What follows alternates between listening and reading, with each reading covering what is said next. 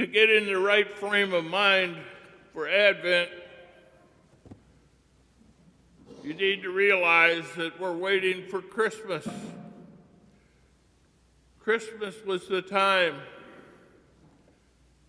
when God, in his own time, sent Jesus Christ, his Son, to rescue us from ourselves, to give us hope.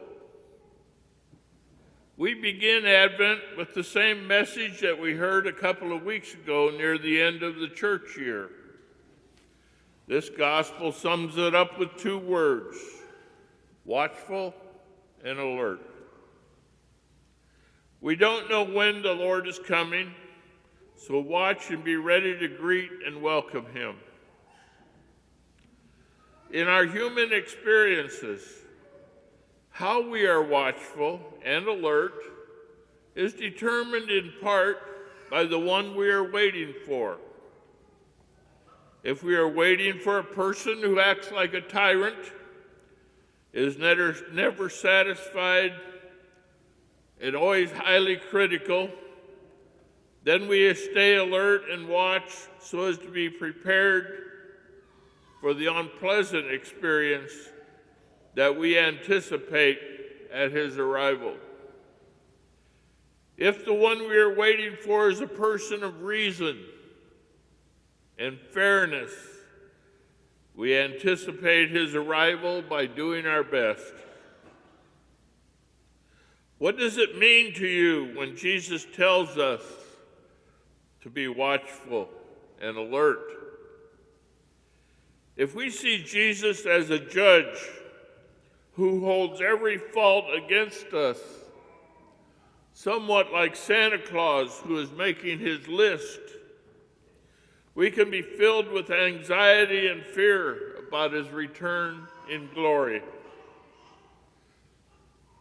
Several years ago, I was making a retreat at St. Meinrad, and I was considering my past sins with anxiety and some fear. So I talked to one of the priests there. I told him about my fears and anxiety about my past sins. He laughed, told me that my sins that I had confessed years ago were completely forgotten by God. What he told me was the guilt and anxiety was perhaps the worst form of self-abuse. We need more than anything else to see Jesus as the healing physician, a person who really longs to heal us.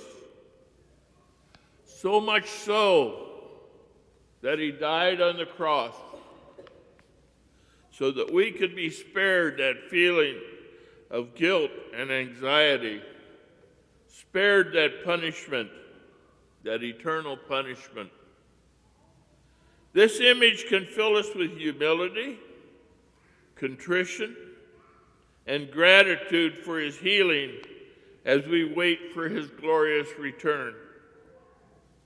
The readings today call us to be watchful and alert by allowing God into our lives so as to help us with the ongoing conversion that brings us closer to the Lord each and every day. Isaiah uses a beautiful image to get across our relationship with God. He calls God Father and describes our relationship as one in which we are the clay and you are the potter. We are all the work of your hands. God gently fashions us and molds us into his image and likeness. We each have rough edges, and we can have the attitude that it's better to hide from God and escape his wrath than to let him see what we are really. Of course, we cannot hide anything from God.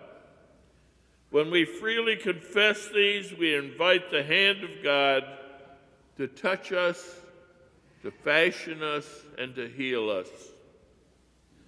St. Paul begins the first letter to the Corinthians with a very warm greeting and encouragement over all the good things the Lord is doing for them.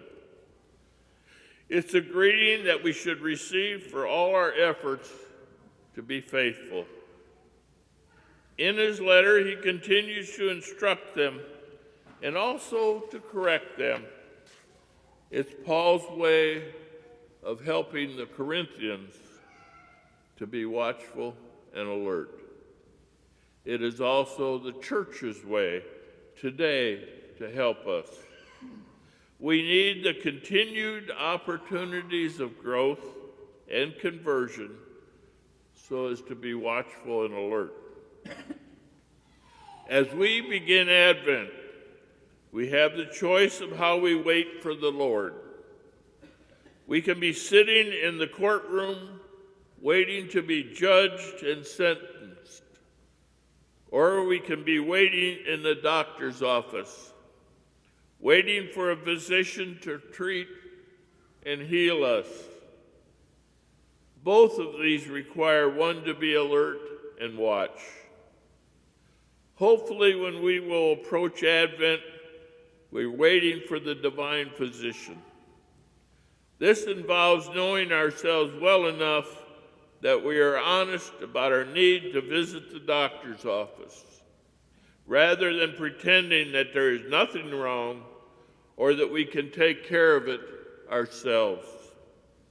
Be alert and watchful of those parts of our lives that need the healing touch of Jesus, and expectantly wait for his coming.